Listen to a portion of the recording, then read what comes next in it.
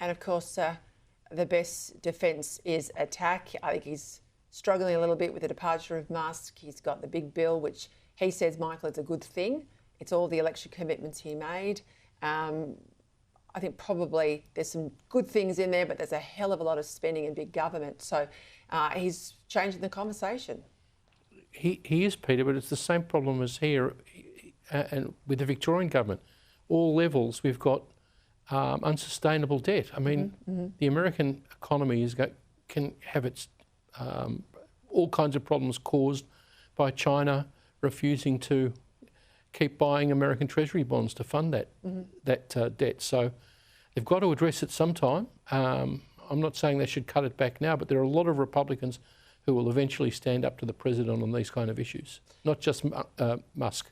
I want to play some vision. I think we've got it there to play for my audience. It's about this fight in the Parliament, the beehive, they call it in New Zealand, where Maori MPs disrupted a vote in the chamber. They did a haka. They were found in contempt of the chamber. One's been suspended for 21 days, the youngest one for 7 days, and then kicked off, Kosher, a whole fight about sovereignty and a whole range of things about the treaty, and if the treaty can be torn up by Maori MPs, then the Crown should leave New Zealand, and on it goes.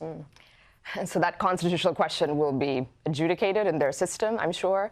It's always trendy. Every country has this faction of people who want their sovereignty and fight, whether it's the Quebecans in Canada or these folks here. But this kind of behavior never ages well. I don't think it's a good showing of anybody's cause, no matter what it is. But I think it's a reflection of just the culture right now, where especially the young generation, they just feel entitled that they can, in any forum, even Parliament, behave in that way, and they can do no wrong. So this put it on display, and it's not often that New Zealand is on the global map internationally, but this one put them there.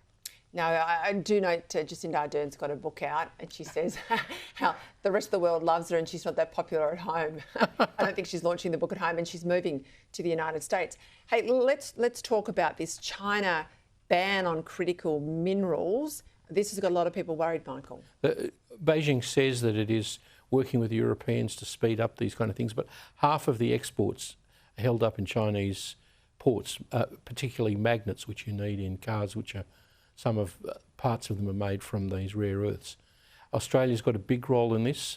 Maybe that's why the Americans were leaning so hard on the Ukrainians. I haven't heard much of that critical minerals deal with the Ukrainians, but I do know of some people in Australia who are trying to extract minerals in Tasmania and West Australia, and I say all strength to their arms, and you should get onto the Indian and German auto manufacturers and see if we can get some of that stuff out to them.